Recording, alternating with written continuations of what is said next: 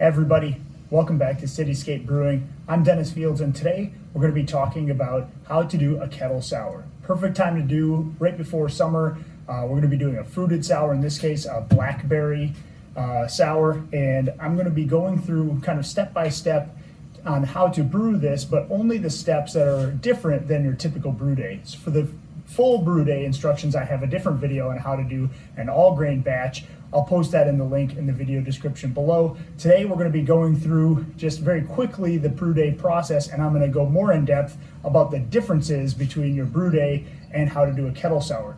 Unlike a regular brew day that you can do in one day, normal kettle sours require you to do a souring process in between day one and day two. And so we're going to be kind of focusing on that part of it, on some of the different things that you'll need for equipment and the different steps you're going to do in between your first day and your second day. So right now I have my mash already started. I've milled my grains. I have it mashing in at about 150 degrees, setting here for an hour. I like to do 150 or sometimes even a little bit lower because fruited sour is more of a tart, crisp beer, and this will provide a cleaner, crisper taste to it. So I do my sours generally at about 150 degree mash temperature.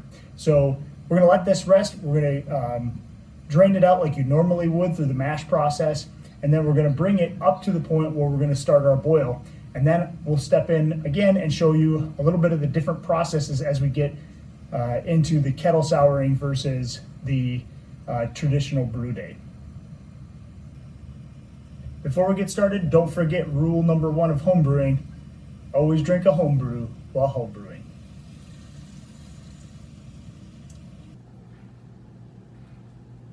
So before we get too far into the brewing process, let's step back and talk a little bit about the basics. First, what is a sour beer? So a sour beer is a beer that has been intentionally acidic, sour, or has a sour taste. And so your traditional sour beers that you might find at a brewery or your bar would be a Berliner Weiss, a Gose, or a Lambic, but there are other varieties, obviously. And unlike modern brewing, our normal process, we really want to try and do a sanitary environment to limit the amount of bacteria that gets into our beer, because those could cause off flavors. In this case, we're actually going to be intentionally introducing yeast strain into our beer, or a bacteria into our beer, in order to create that souring process, and that's done over a 2-day process. Traditionally, this was done in barrels, and it was done over several months, and sometimes even years to perfect the taste. And however, in modern methods, it can be done in a day or even hours. And so let's talk a little bit about the equipment that you'll need. So above and beyond your typical brewing equipment, you're going to need a few things that we didn't go over in the brewing equipment video, which I'll post in the link below in the description. One of them is a pH meter. You don't need to get anything real expensive, because this is really just a gauge. It doesn't need to be very specific, but I find that this one actually is. It's about 15 bucks on Amazon. It just has a little cap here, an on and off button, and then it actually has a little screw that you'll use to calibrate it. So along with that, you'll need some calibration solution. Usually these meters come with a couple of packets that you can mix up in water, and then, or distilled water, and then it creates the solution. But eventually I just like to buy the pH solution, and that way I can use a little bit of this at a time before I use these each time, to make sure that it's calibrated correctly. The next thing you'll need is some lactic acid, and we'll use this as part of the brewing process right at the end of day one, to drop the pH a little bit, so it kind of deters the other bacteria from taking hold and introducing our bacteria that is meant to sour the beer. And last but not least, you'll need a yeast strain such as lacto or pedo or even Brett to sour the beer during that souring process. I actually use a product called Goodbelly Probiotics. It comes in a 32-ounce container. This has lacto in it already, and so depending on what type of fruited sour that I might be doing, I actually choose a flavor that is similar to it. Most of the items in this, other than the lacto, will actually fall out during your fermentation process, so you don't need to worry about other flavors or stuff getting into your beer. It does have a little bit of sugar in it, but it's nothing that's going to really throw off your measurements. And this is a lot cheaper than buying another yeast at the homebrew store, or even some of the tablets and things that they make to sour your beer. So it's about $4 or $5. You can usually buy this at a local grocery store, and it's actually going to be found by the yogurts, not by the other juice drinks, because it is a probiotic drink. So look for this next to the yogurts, or you can actually search on their website to find out a store that has this near you. All right, so we did our normal mash and sparge process, and we are now at our full boil volume that we're going to be boiling only for 15 minutes. We really just want to kill off any bacteria that was on the malt, and then we're going to boil for about 15 minutes also to get the volume down just a little bit, because we are going to then go through the souring process. And for that, I actually use a glass carboy. Some people can leave it right inside of this kettle to sour overnight, but I'm going to show you the ways to do that both ways if you'd like. We're going to let this boil for 15 minutes, and then we're going to cool it down with our typical immersion wort chiller, and we're going to bring that down to about 100 degrees. So, all right, we are at a boil, and we're starting the timer for 15 minutes just to kill off that bacteria, and I want to lower the volume down a little bit. I'm going to be putting this in a 6.5 gallon glass carboy, and so I really want to get it down to about that 6.5 mark. We started at 7.25 gallons, so I really want to get it down there. So all right, we are done with our boil, and we are now cooling it down with the immersion chiller. We want to drop this to about 100 degrees Fahrenheit, and then we will take a pH reading using our pH meter that has been calibrated, and then we want to drop that from about 5.5 or so, or 5.2, 5.3 where your mash was, pH to about 4.5. All right, we're taking our pH of the beer right away. It's a little higher than I thought it was, but I think I have the calibration just a smidge off. At first it was 5.2, which is about right where it should have been. Yeah, okay, so it's saying about 5.4-ish in there. So we're gonna drop that to about 4.5 using some lactic acid. And I'm at about 4.5 pH. That's right where we need to be. So I'm going to now transfer it to my glass carboy here. I'm gonna fill it up as far as I can to the neck, and then I'm gonna put some saran wrap, sanitized saran wrap on the top and a lid, and we're gonna leave her overnight. All right, here we are. It is all completed. Day one. All I have to do is clean up my equipment. So we have the sanitized saran wrap on the top. The lid is on, but you don't need to make it snug. It can be just, with a little bit of a allowable air to exit out of there if needed. But it's just on there kind of snug, not super tight. So we're going to let this sit for 24 hours. I am going to wrap a blanket around it to limit light penetration. At about 18 hours or so, we'll start testing that. And then at about 24 hours, it should have dropped from the 4.5 that we had, dropped it with the lactic acid. It should drop to the 3.5 level, which is about perfect for most sours. In some cases, I like to get it a little more sour, even to about 3.4, 3.3. So, all right, so it's been about 18 hours or so since we put this into the carboy. It's been souring, and we're going to check using our pH meter that I just again recalibrated with the calibration solution. We're going to go ahead and check the level now and see where we're at. Likely it will need a couple more hours just to get down to that 3.5 range. We'll check it out. Sometimes it's a little early, sometimes, but most of the time it's about spot on 24 hours later. So I'm going to go ahead and put that in there and see where we're at.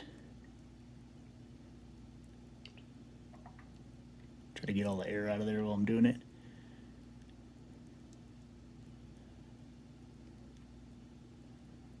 Actually says it's right about 3.4, so we're actually probably about done. So 3.5, 3.4. Again, these aren't 100% correct. A lot of times they're not super specific, but It was at 4.5 yesterday, and it's about 3.5 today. That's right about where we want it. So I'm actually going to take this out, and we're going to start the boil process. And so this is where you should be a little flexible on your second day, just in case it's a little early like this one, in order to be able to start your boil process if your sour gets to where it is. All right, I'm gonna go ahead and pour this back into my kettle that I've cleaned from yesterday. Again, if you left it in your kettle, you could just take off the saran wrap, the sanitized saran wrap, and put it right back on the heat. Or if you're doing this in, say, like a Robo Brew, you can do the same thing. I like to use the glass. It just eliminates as much oxygen as possible, but it basically does the same thing.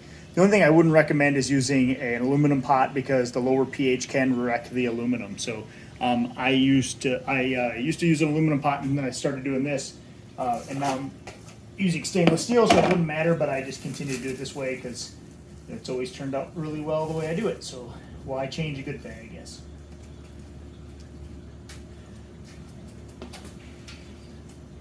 Go ahead, pick this up, dump her in there.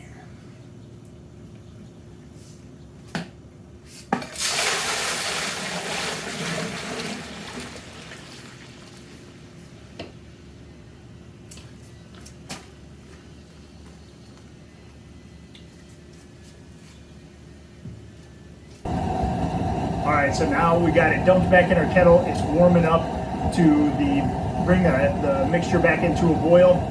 Remember, we are brewing, so first rule, enjoy a home brew. But what we're doing now is bring this back up to finish our 60-minute boil.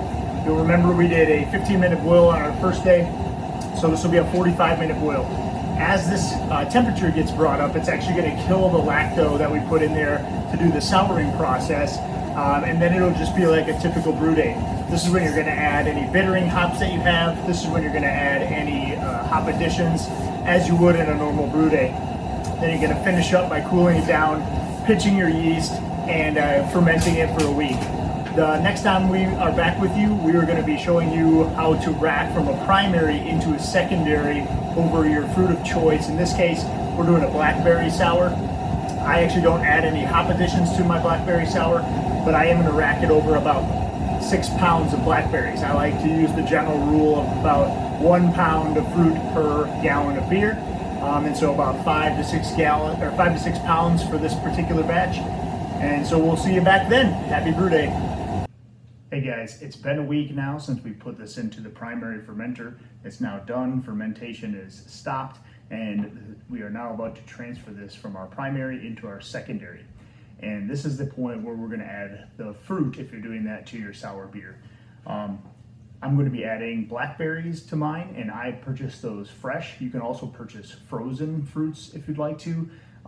If you buy fresh, I highly suggest really rinsing them off really well.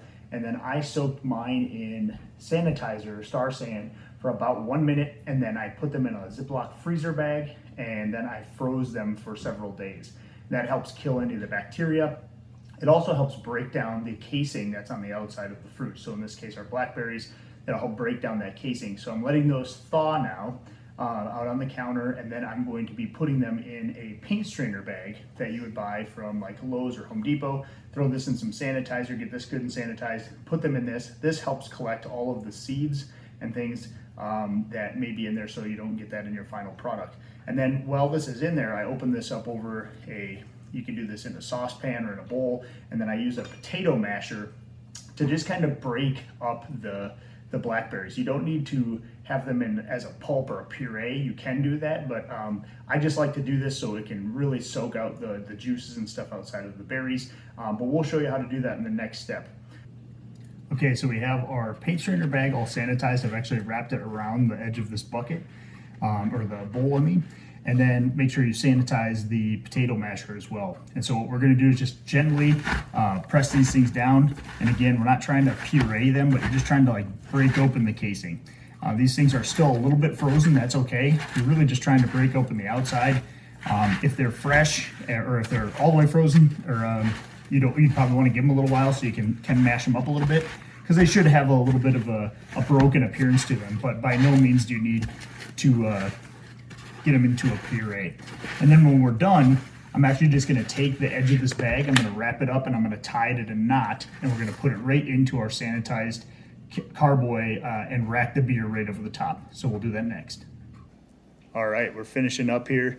We've got our blackberries all mashed up. We've got them racking in the secondary. Our sour is transferring from our primary into our secondary over the blackberries.